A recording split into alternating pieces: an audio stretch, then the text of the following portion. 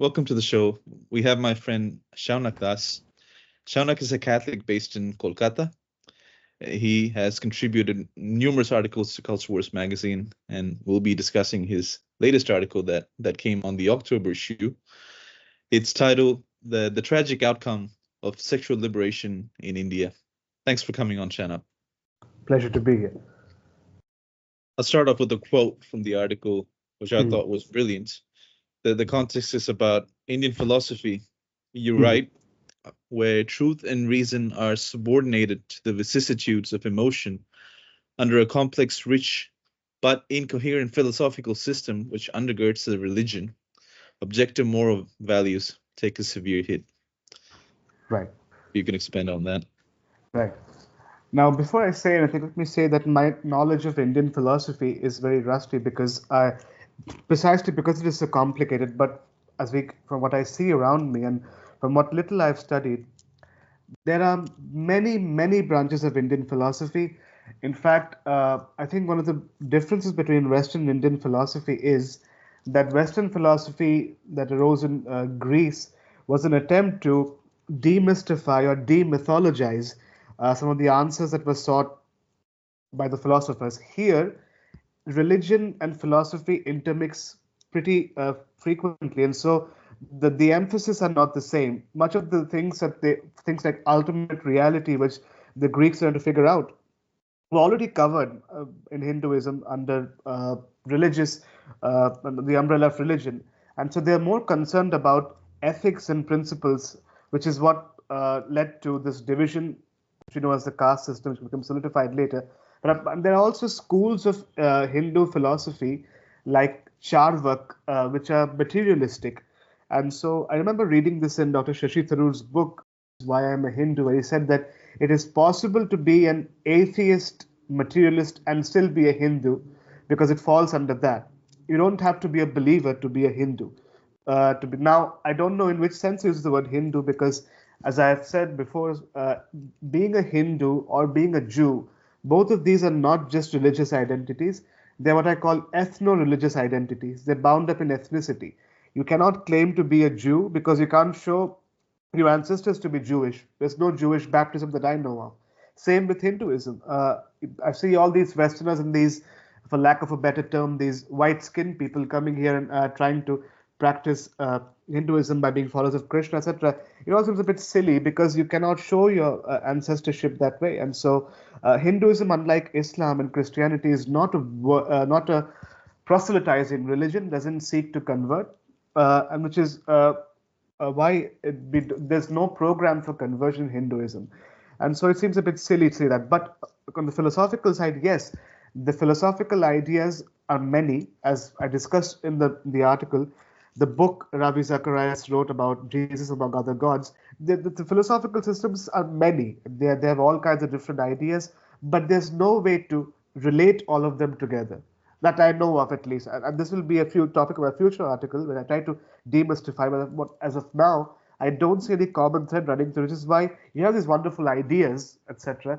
But none of them impart purpose as philosophies should do, especially moral philosophies. We have the Purusha Tasya, which we'll be discussing, I'm sure. But apart from that, there is no such purpose that is imparted as to what's the meaning of life, etc. It's just basically seems the entire focus seems to be on this idea of moksha, which is to liberation to the cycle of birth and rebirth. And that's all. Apart from that, I can't see any like coherence of ideas of metaphysics, aesthetics, or even moral principles coming together. And there are reasons for that, which I'll discuss later on as we go on questioning. You can maybe explain to us how the principle of non-contradiction, whether or not it fits into the Indian philosophical system, and maybe for the benefit of the audience, if you can define what the principle of non-contradiction is. Principle of non-contradiction simply is that two ideas which contradict each other cannot both be true. For example, if I say that 2 plus 2 equals 4 and someone else says 2 plus 2 equals 5, they both can't be true. They both can be false, but they both can't be true at the same time because there can be only one truth in that.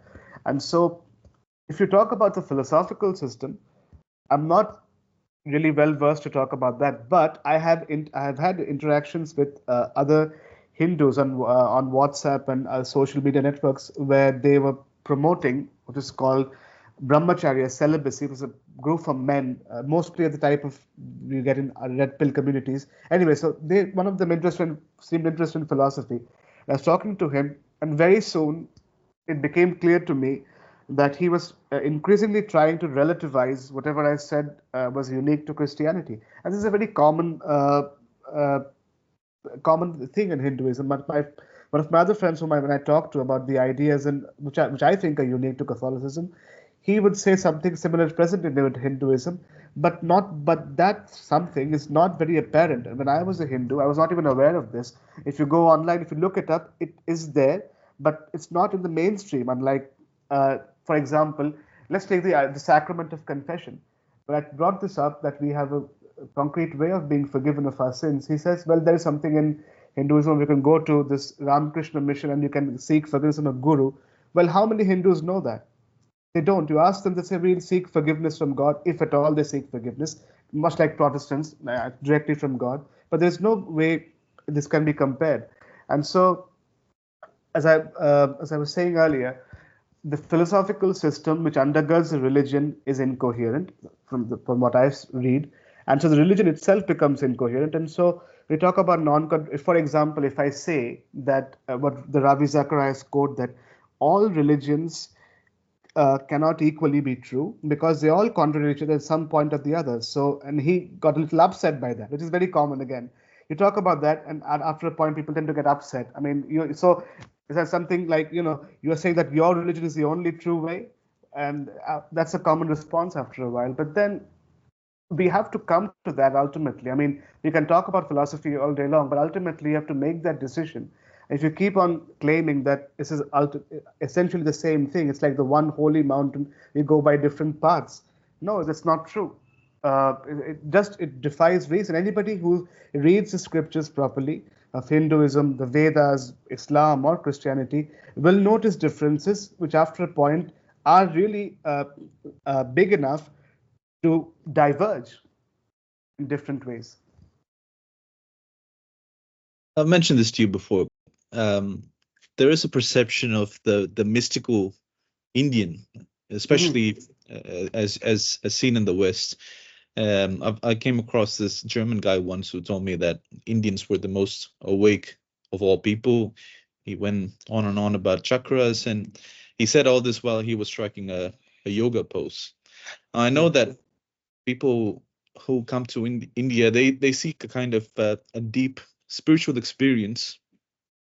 But what are they exactly searching for? Why do they come here? I suspect there's a kind of rationalization for something.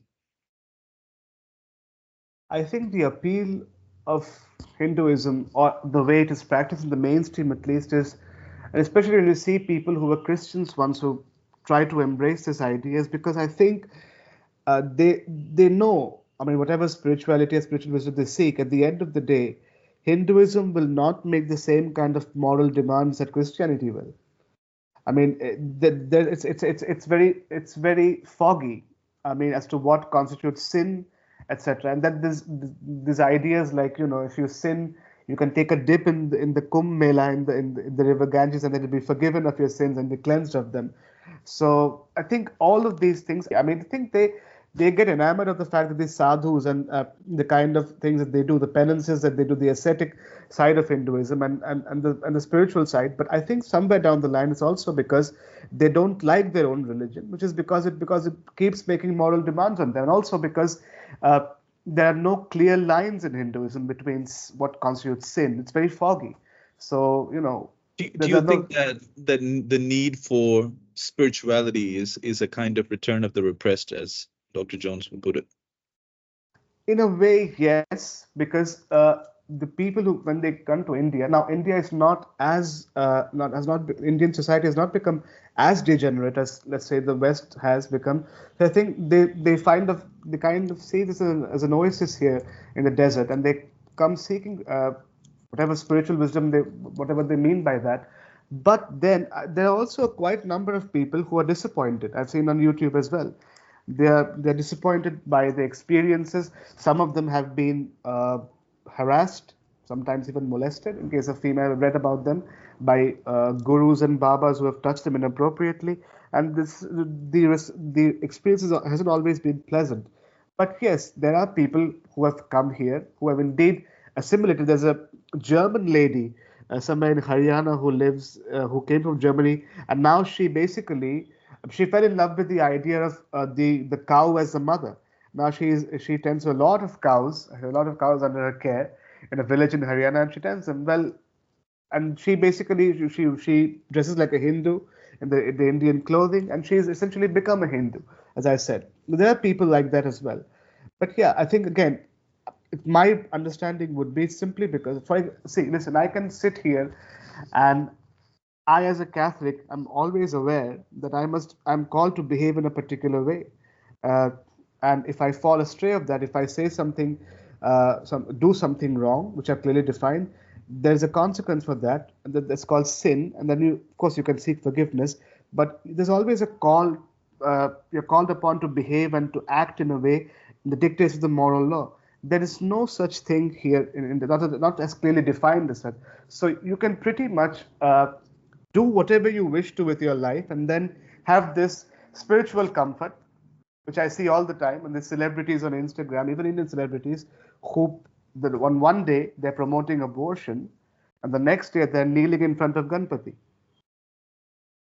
I don't know how this ties together, but obviously that's the idea of God.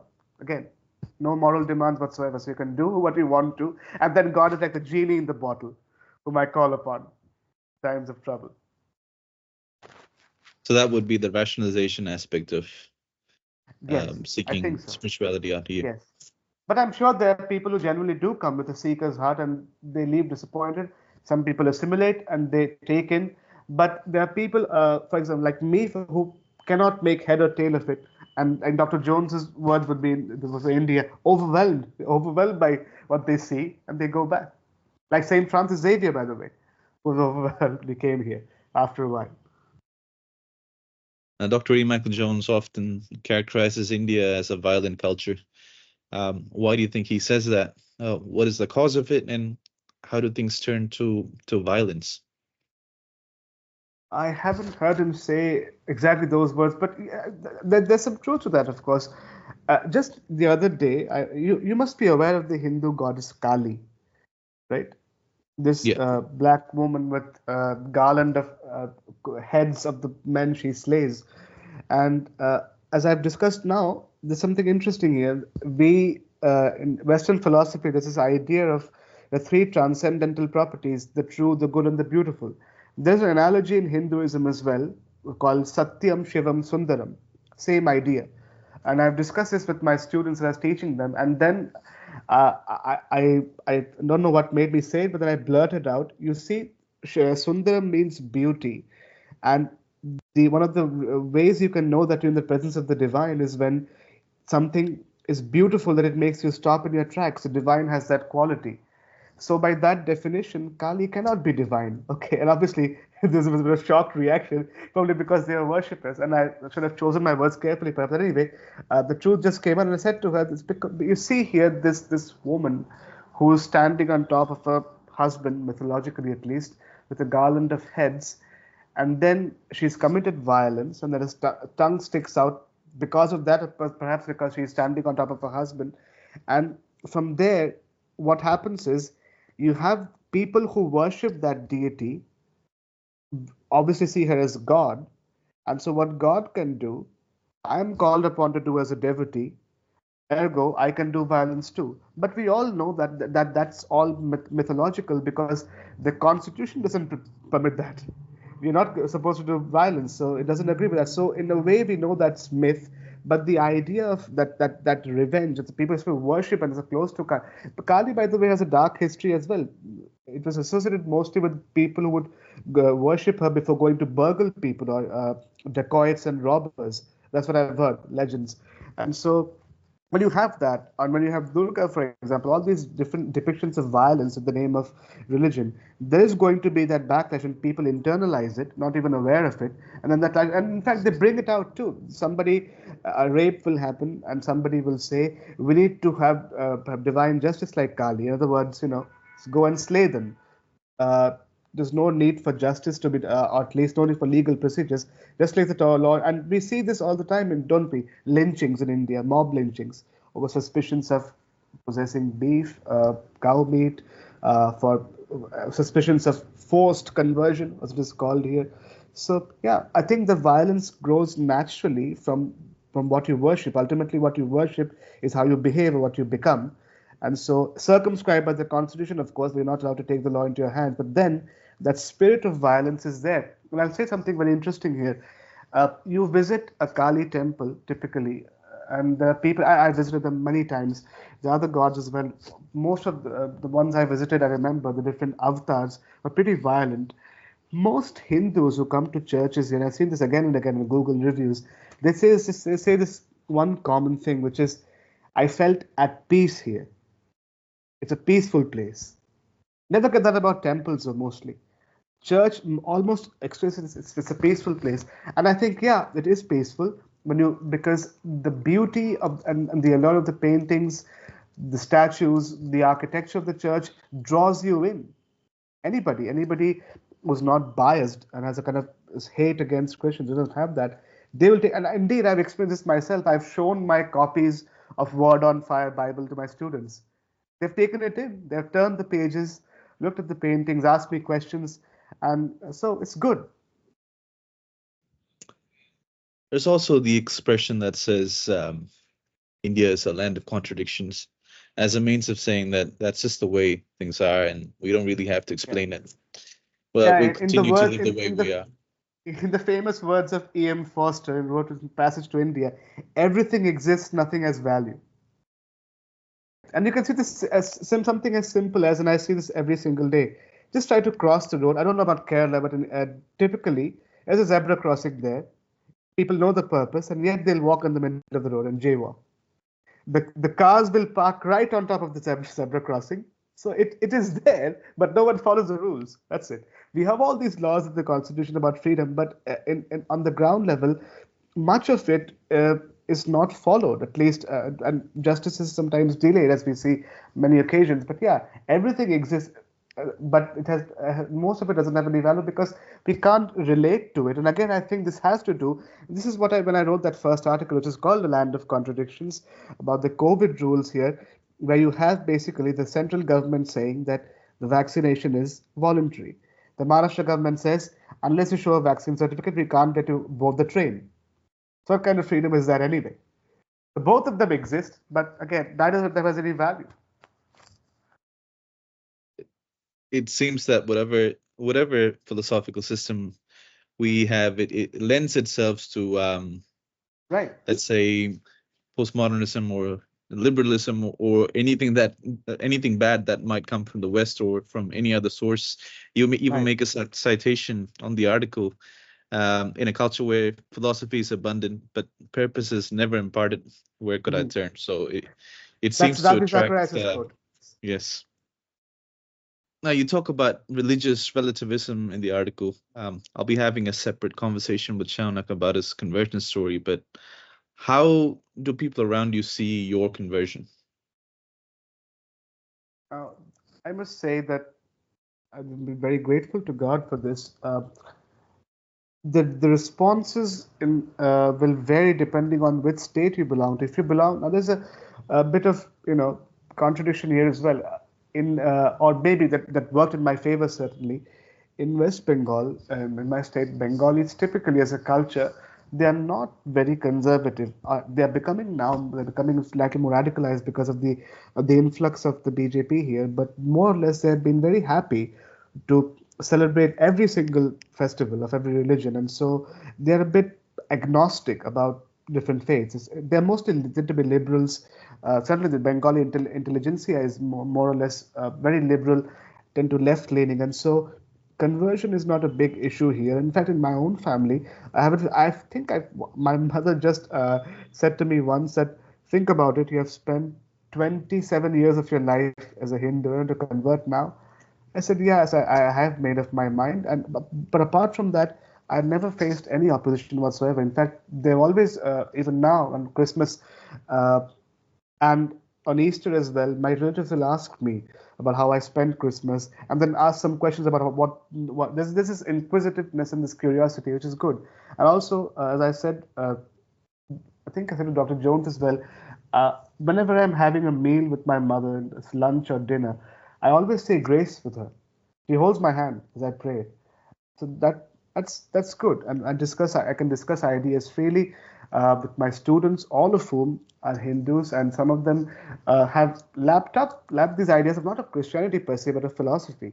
Uh, one of them, as I said, one of them has got himself a copy of Aristotle's Metaphysics, and now he finds he can't understand any of it. So I got him a simplified version where you can start here. But again, I've managed to at least create the interest toward philosophy because, as Dr. Jones said, in the same thing about Iranians, you need to talk to people using philosophy because we are rational creatures and we have to be able to talk to each other, because if we can't talk, then the only thing that comes in is violence, and then vying for places and conflict between people. So I think philosophy does bring people together because it addresses the one quality that all of us have as human beings, no matter whichever nationality we claim allegiance to, which is basically we are creatures of logos, as Dr. Jones would say. And so you can talk with reason, and if you talk reasonably, reasonable people will come to see their point of view. Do you find the philosophical approach to be um, more useful than other approaches? I think so. Yes, because you see, uh, unlike Muslims, Hindus are very happy to accommodate Jesus in their among the other gods. It's just no problem. Okay, fine. Like I remember reading this again in Dr. Shashi Tharoor's book, Why I'm a Hindu. He said that his father was given, I think, was it a crucifix or was it a rose or something? I think a picture, whatever, of Jesus, and he, like a good Hindu, put that among the other gods in his puja room where he performs his, uh, prayer room, and then he would worship that as well along with the other Hindu gods. So it's not a big problem. So if you talk about Jesus, of course they'll accept it. And I see this all the time in my church, that Hindus coming in, uh, walking up to the altar unwittingly for communion, and then the priest will stop them and say, "No, I can bless you, but this is only meant for Catholics." And that's a bit and then I think once that happens, I've tried to talk to a couple of these because they must know why we are stopping them. They must not get the idea that we are just discriminating. No, there's a reason why, and I've tried to speak to a couple of people in my parish, because other people don't seem they are interested in stopping them, but not saying the reason as to why you're being stopped. Right? That's part of our duty as Catholics. But apart from that, they're interested. Hindus are largely interested. Unlike Muslims who will have a fixed view of who Jesus is, they have a fixed view of who Jesus is, which is a very strange view, Islamic view of Jesus. But Hinduism is not like that. Hindus would happily accommodate Jesus.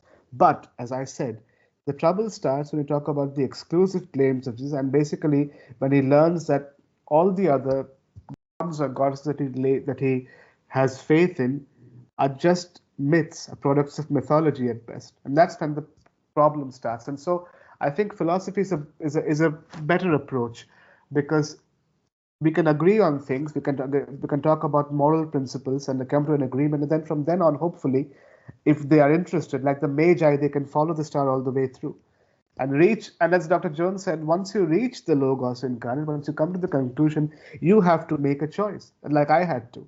Do I get baptized, or do I stay here at the periphery and not take the plunge? That's up to you. We touched a bit on the violin side of things. You mentioned how Indians can be emotionally manipulated into anger and rage. Right. There's also a flip side, as you also point in the article, and that's where the social engineering side of things come into play. If you can Right. speak a bit on that. Right. So as I mentioned in the article, most of the movies in India that you see, or that I saw growing up, they were very, very. They would what they would what's the expression? They were tear jerkers. They would make you cry. Okay, so the emotional scenes of that kind, especially in Bollywood. And so, what happens is, since Indians are emotional, and this happened, I've seen this in movie after movie, and indeed, I'm a bit emotional too. Okay, tears come very easily to me. So, and I've watched these movies and cried. So I'm not trying to be a hypocrite here. I've cried in those movies as well. I talk about, but what happens as a result of this is, if you're emotional, it clouds your reason, and once that happens, any deviant idea can easily be slipped under without you being aware of it, because you are just focused on the emotional side. For example, I talked about this movie in particular, OMG 2. What happens with this boy? This is a boy who's been basically caught masturbating in a school toilet, and somebody's made a video of him, and they're laughing about it. And so, and there are reasons for that, as I discussed in the article, but he's been caught. And so, once this happens, what we see immediately, and I saw as a fault line in present Indian society, on the one hand, you have the orthodox conservative Hindus who where talking about sexual topics is taboo per se, and so when he's caught, these people ostracize this boy and this family completely from their village, and he's turned out and he's suicidal, and he almost has to commit suicide. On the other hand, the response from the other side is, oh no, it's perfectly okay. There's nothing wrong with this behavior. It's all fine. It's a liberal idea. And what I would say, and I've said in the article, is I say no to both of them. It is something wrong, or you have done something wrong, which is why you feel guilty in the first place. But that doesn't mean that you are condemned to it for the rest of your life. There's a way out. There's no. There's First of all, you can seek forgiveness, and then I can make you aware of why it is wrong, so you don't repeat it in the future. But there is no middle ground here. So if you do something wrong, which is more to this degree, as well, traditional Hindus will think that sexual subjects are per se taboo, and so if you commit sins of this kind, then then you can't be forgiven. And the other side is saying, not only can you be forgiven, but it's completely okay. There's no need for forgiveness because not done anything wrong. And indeed, at the end of the movie, this boy says, "What I did was not wrong. The place I did it was wrong in a school. In other words, privately it's okay, but in that institution, I shouldn't have done that." Well, this is ridiculous because once again it misses the point. And this is sort of a utilitarian kind of argument that comes out. I've seen this in YouTubers as well. The pro masturbation YouTubers basically say this is a healthy thing to do. It's okay. There's nothing wrong. It doesn't affect any organ or doesn't involve any health issues. But that's not the point. The point is this act disordered or not? Is it, as I say, it is intrinsically disordered, and so it doesn't matter what benefits are or whatever perceived benefits you think there is or harm there is. There's something because it is intrinsically disordered, it corrupts you and it distorts the soul, and which has far-reaching consequences. And I see this all the time now. The humor that that we see on Indian comedy shows and television shows, they're becoming more and more raunchy and what we call here non-veg sort of humor, which no longer can be watched with families. And I've seen this again and again. Things like the Kapil Sharma show, where sometimes the topics that are discussed and the innuendo that is used is not really appropriate. That kind of humor. And yet, but this is this casual attitude that we have towards. So this is something which is normal, part of life. No, it's not. And so that's what our main argument was. And in the article, and I thought this was, and indeed it was, that was an attempt to normalize this. And once again, it was a call for the Indian public to recognize and to even ask for the incorporation of sex education in schools. And I said that, and said in the article, I think that there is nothing wrong with sex education as long as you keep the moral component in it. When you divorce it from then it's a free for all. And that's exactly what they were doing, by the way. You've just mentioned the current state of the Hindi film industry, or Bollywood as they call it. Was it always a vehicle to erode the morals of the country? I got what the quotes I've used in the article are from Dr. Jones's article, which he wrote after that Delhi gang rape of 2012 in the 2014 article that he wrote in Culture Wars November issue. I've quoted from him. Wasn't aware of that, but now having read that, I can see yes, that with the advent of satellite television and the proliferation of media channels and the MTV generation is there. Now I can retrospectively look back and look comment on this. For example, you must be aware of the movies like Kuch Kuch Hota Hai, Shah Rukh Khan's, and Kabhi Khushi Kabhi Gum, those the popular Karan Johar films. Now, if you look at those movies, they are a departure from the kind of film that we used to, what we call Bollywood about a decade ago in the 80s. For example, when Salman Khan's first movie came out, Maine Pyar Kiya, it is very different from Shah Rukh Khan's because here you have this increasing, I would like to say, this pretending to be an Airsides American in the accent, in the way they dress. There are shots. I don't know, but then certainly that the modesty of the actresses decrease gradually, as we see, and this is constant, this pretentious attitude that they have.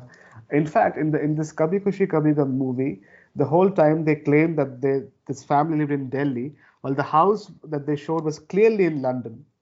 Okay, so I mean, I definitely realized that while watching the movie, and so there's those aspects. But again, from that time on, now that I can look at it, there was the introduction of bikini-clad women in songs. The dresses were becoming more and more skimpier as the years went. But then, of course, we had the Imran Hashmi revolution, the serial kisser of Bollywood, which became more and more hardcore as those movies became more popular. They were accepted by the public because the songs, etc. Ashik Banak with the famous semi-pornographic song of Imran Hashmi's. That was a revolutionary moment in 2005, and I was 11 years old, just hit puberty, and that's it. I got hooked onto it immediately. Uh, uh, that which is why also this article is a personal catharsis for me because I suffered from this. I will mention this again in a previous article. I suffered from this addiction, not particularly to pornography, but to masturbation, occupied a huge part of my life. Now that I look back on it, and I was perfectly happy with it. It's only when I became aware of why it is wrong, and once you become aware of why something is wrong, you can never go back to it. That is that shadow of guilt that hangs over you, and so what was once a very, very normal and pleasurable activity now has become a cause for concern. And by the grace of God, I say I overcome. Of course, it's a lifelong struggle, but especially the culture that we live in. But yeah, I thought that I don't want more and more people to follow this path. And indeed, I've tried to do that with my students too, at least those who are old enough to understand. Uh, as the student I just talked about, who I got into his philosophy, he's now having debates among his peer groups about why it is wrong. He talks about the principle of the moral law, practical reason, but because they have debates in their classes about the acceptance of homosexuality or other topics in their social science classes, and he comes up with these arguments. And I'm very happy that he's doing so because at least I've managed to influence one person. He'll influence other people. Maybe the idea can spread this way. As part of your research in this article, you go back to the Hindu text to see what they say and how Right, that help us understand the present situations. And you start with the four proper goals. They're called the Purusharthas. You've right. already mentioned that. What are they? How does that factor into how we see things today? For the average, the believing Hindu at least, who has some idea of his religion, the Purusharthas would simply mean the objectives. Purush means men in the sense like it includes women too, and Artha means meaning, and so objective or purpose. So it literally means the objectives of the Hindu life in a way, and they're fourfold.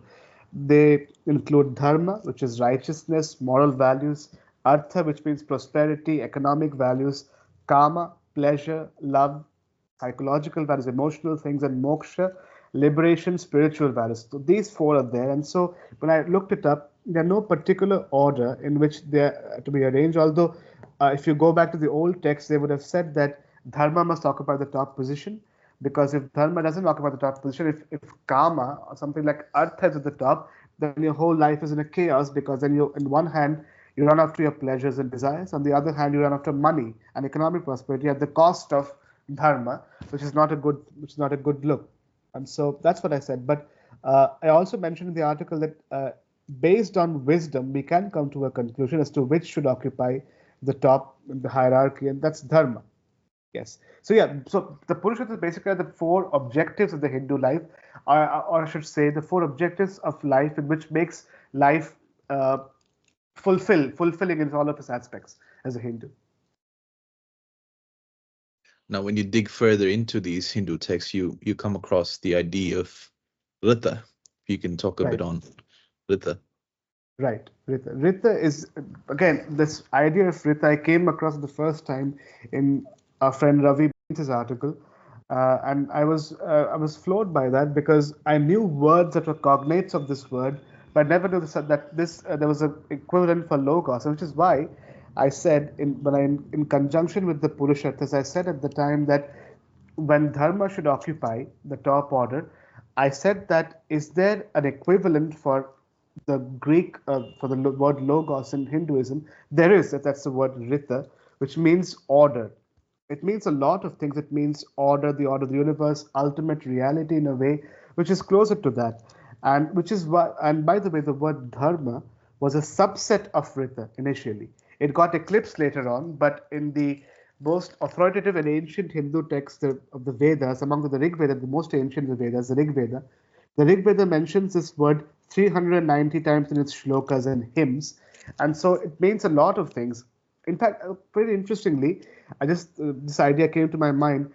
There are many cognates of the word rita, just like the word logos. For example, ritu means the ordering of seasons, and interestingly, the boy who's I keep mentioning, my student who's interested in philosophy, his name is also cognate of rita. It's Ritvik. Okay, so that's kind of interesting. Okay, it means a sage or a person as a wise man. Okay, so again, that's He Rita in a definitely way. sounds wise for his age, sure. Right, right, and so that's the idea: the order of the universe, the natural order of things, much like logos, the cosmic order. It also has the idea of change, as Heraclitus pointed out. The logos, it's like this fire. It's changing at the same time. It's the same, or you can't step in the same river twice. That idea, the gati, which means movement. But as I said, Rita, I think you asked this, so I'm saying I'm preempting your question. It got eclipsed by dharma later on because Rita was a metaphysical concept, and as I mentioned before, the metaphysical questions were largely dealt with by religion adequately. So they are more concerned about the practical aspects of life and the practical aspects, since dharma basically is what we can call in what we call practical reason. That's Rita in everyday life, right? So since that was what was to be applied to every life, the word slowly got eclipsed and only became a kind of fascination for the gurus or the sadhus who would study them. But dharma was a more popular idea, and that's why. And there's another interesting issue which I just came across, which might be this all throughout the Vedic age, there were attempts to anthropomorphize the idea of Rita as well. I mean, just like we have all these different gods and these different superhero-like features, it was an attempt was made on Rita, but it was largely resisted. But then slowly, it fell prey to that, and so Rita became synonymous with this Hindu god called Varuna, who's this god who sits on top of an crocodile or an elephant like sea creature, and then they became synonymous. And then Varuna is basically the god who upholds the moral order in Hinduism, is the uphold of the moral law, etc., of justice, etc., and which of course we can agree with. This involves the biblical vision of the god. But again, because it was Varuna and Rita got intermixed, Rita disappeared, and but people will know Varuna very easily. And only when they search for him more closely, or when they research about him, maybe will come to about Rita. But apart from that, ask the random person, they won't know about Rita. Much like, I mean, to be fair, most people don't know logos either. When you make it aware to them, whatever you study, biology, bios and logos. Oh, now I see it. That's the kind of thing. But Rita is even more eclipsed because dharma, the practical application of that, is clearly what is more prevalent here. It says as well, as I mentioned in the article, dharma became the subject of a very popular literary tradition called Mahabharata and Ramayana, those epics, which had a huge amount of dharma in them. So obviously, the metaphysical idea disappears to be replaced by the more practical idea of dharma. That's what happened. So is it fair to say that without the metaphysical grounding that Rita provides, dharma as practical reason devolves into custom. Right, because it's been uprooted from its source, so it can't survive. That's why.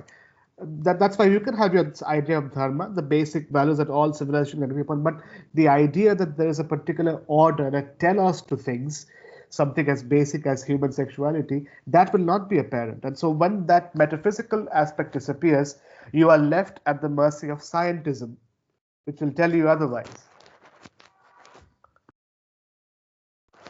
You allude to an esoteric reason behind mobilizing the sexual liberation in India. Right. Again, there seems to be this strange contradiction because we have a government, a ruling party of the government, which is ideologically conservative, and which means they should be protecting should be aiming to protect the culture. In fact, they did try to bring in a ban on pornography back in 2015, wasn't very successful. But then you have these movies which are taking the help of religion to uh, promote these deviant ideas, and we don't see much of a protest from these orthodox sides. I think the reason for that is somewhere they must have come realized that as more and more people remain fixated on them. We already know that we have a huge unemployment crisis in this country. Um, but there are many people like me who are active job seekers who have skills but not the job that can. In fact, I'll tell you, I just saw a news report a month ago where they said that India's GDP is showing a downward trend because of the wages are not keeping up with inflation. That's interesting because, and again, we come back to the idea, Dr. Jones, that low wages as an economic strategy is doomed for failure. Because at the end, if people don't have purchasing power, GDP does not grow. And so, this ex-governor of Raghuram Rajan was talking about this and said that we need to create not just jobs, but better quality jobs, which can pays Indians a decent way so they can live a life of dignity. But even to come back to this, what happens is if you are engaged in these things, they keep your attention. And there are many examples of this. Sports can be an outlet. In fact, as you know very well, I'm a football. I like watching football, not English football, and so as much as I love football, I find it a bit bemusing to see when these irate fans of these teams call up the radio station and talk about the injustice done to their team. As it's as if their happiness depends upon whether their team wins the match or not. And I've seen this time and again. And maybe I don't understand. I'm not a British person, but I feel kind of, don't you have anything else that add meaning to your life? And of course, England, as we know, is not very religious. And so they'll quibble over that. They'll get into fights. It's always very funny to see from the outside as to the amount of importance they attach to these people, almost like the worship of cricketers or film stars. Here, I seen a meme on Facebook where there were these two groups of people who were arguing about Ronaldo and Messi, and the houses they live in, and the people that are in the houses these people live in, the mansions they live in. Okay, it's almost that, and so it keeps you engaged. And so this is again another form of escape. Uh, the masturbation, of course, a dangerous form of escape because I know, as we know very well, unlike football, watching deviant filth on the internet can lead to ramifications in the society like violence, rape crisis if you're witnessing, which nobody wants to draw the line because I don't know what the reason behind that is because it's pretty obvious, especially in the wake of the recent gang rape in Calcutta, where the accused's phone was seized and it was filled with pornographic videos, particularly of the violent type, and so the clear indication that should be that we need to stop this, and if we want to prevent this from happening again, we should ban pornography. But no, we want to fast track justice by awarding a death sentence or talking about vague phantom ideas like feminism, etc., about women's rights and them reclaiming the right without any particular basis as to how on the practical reason. So on the one hand, as we have lost the metaphysical aspect of Vrita, the moral ideas which should be apparent on the dharma have become more and more foggy and mystifying. It's all in the air. What's the response to this crisis? Well, it's about giving more women more rights and more about feminism. Well, okay, what's the practical implication? Well, men should learn how to respect women and their bodies. Okay, That I can't see that happening with the same person who watches pornography all day or watches this stuff, because he's not wired for that. It won't work. If you really want to bring back, there's as Culture Wars magazine's ideal is, and I love that. They say there can be no social progress outside the moral order. I completely agree with that. If you don't have the moral law, the basics of it at least established, there can be no problem. And by the way, I keep referring to the moral law. It's not some idea in the sky. It's concrete principles based on reason, based on the ends of things, based on philosophy, based on the idea of being, what something is, what the purpose is, and accordingly. But if you don't have that, if we in this generation, as we all know, are very obsessed about, I define my life, I give it meaning, so there's no transcendent reality to depend upon. We have moved away from the idea that marriage used to be, the meaning of it used to be the begetting and raising our children. Now it's all about traveling the world with my partner, okay? Helping each other fulfill our goals, whatever they happen to be. And then we maybe adopt a kitten, a cat, or a dog, and become a dog mama or a cat mama. I see online. So it's lost A- its meaning. Right. As an example of the use of reason in understanding things, can you explain to a secular audience why they shouldn't watch pornography or engage in masturbation or unnatural sexual acts? How would you explain that to them? I think I think you may have watched the video of Dennis Prager and Matt Fradd. They had this debate about pornography, and Dennis Prager basically was coming from a very Jewish idea of that there's you cannot the lust is not a sin in Judaism. He claims it's about and he says that in Judaism you cannot commit adultery with the eyes, but only through a different organ. And then they go back and forth over this, and kind of similar things can be applied here as well. As I just discussed, the YouTubers who say that there's nothing wrong with it, they're coming at it from the side of utility. I mean, it helps you to vent your sexual frustrations out in a way. In fact, I had a debate with a guy on Facebook who said that uh, we should be encouraging the use and the viewing of pornography because it helps people to keep their sexual frustration under control, and so it doesn't come out as rape. Well, that is not simply not true. The other thing, of course, is I can show them. See, that depends on what your audience is. The audience is of the intellectual bent of mine. I can show them with reason why this is bad, but also the implications of that is not just rape. It's about you become a slave to the desires, as I did. And what happens is, and I've been reading a very, very interesting book by this. Anybody who is interested in overcoming this addiction can read this brilliant book. It's not a cafe book. The book is called Sipping Fear, Pissing Confidence by Christopher Wallace. He's a Canadian psychologist. It's a brilliant book because it talks about all addictions is an addiction to fear. Because when I'm seeking addiction, all people who are addicted are fear seekers, because what fear enables you to do in your brain is it enables you to narrow your focus and relieve stress. But what happens is, as you keep on engaging in turning to fear in times of stress or anxiety, you lose more and more of your confidence in the process, and so you become more and more unable to relate to people. And this is exactly what Dr. Jones says as well. It keeps you isolated after a while. It prevents you from forming connections with people because after a while, you see them as pixels on a screen for you to be for your pleasure, and not as human beings with flesh and blood who have feelings too. And so there's that aspect. But generally speaking, what happened? Any wise person who's basically the seeker of the truth should ask the question: is there a purpose to my sexuality? And at the top of the article, there isn't. I mean, there is purpose built into the very act of sexuality. We have to consider the sperm, for example, which is an interesting enzyme at the top called hyaluronidase, which express purpose is to penetrate the ovum in the egg. That tells you what the purpose is. So you shouldn't be wasting it in this way. But if you're coming at it from the utilitarian point of view, because it helps you to, calm your sexual urges down, then of course you won't get it. And indeed, Trent Horn says this. Trent Horn says that if Dennis Prager's argument is about the primary end of sexual desire is to satisfy your urges, well, if that's the case, then it would turn your wife or your partner into a sperm dumpster, and not and yeah, that's true. It sounds a bit crude, but we have to strip away the euphemisms here.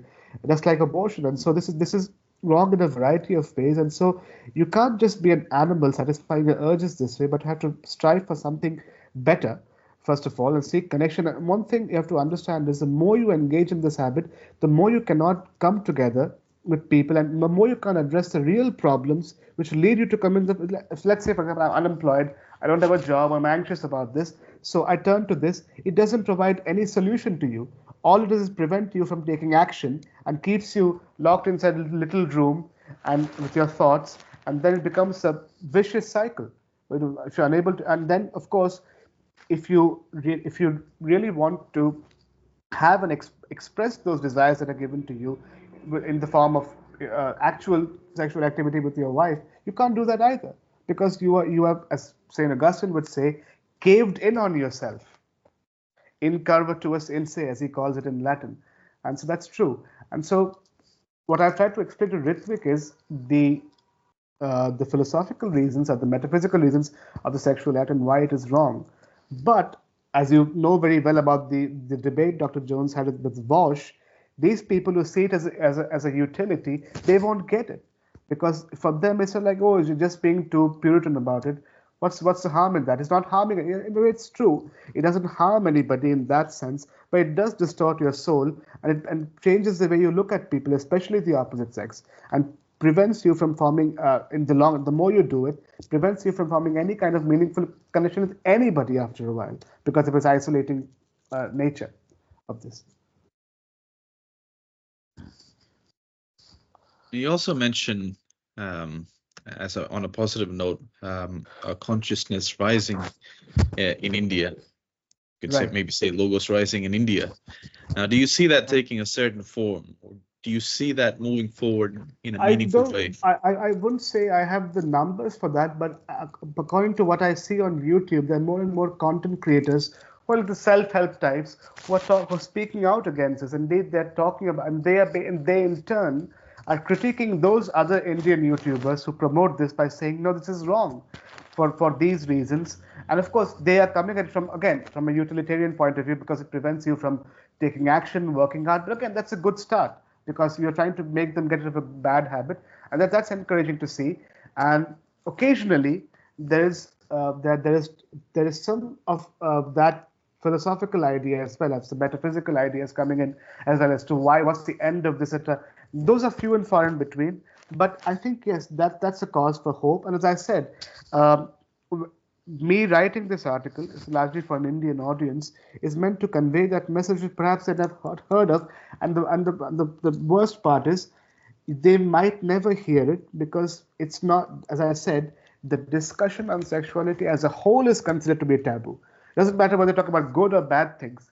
This is a unwelcome aspect of life, is to be kept under the carpet, brushed under the carpet. And so what happens is, out of that emerges this monster of viewing pornography, viewing whatever it is, and the more it is kept hidden and kept in this way, that and not brought into the light, the more problematic it becomes, because the way people see it is, oh, this is just meant primarily for pleasure.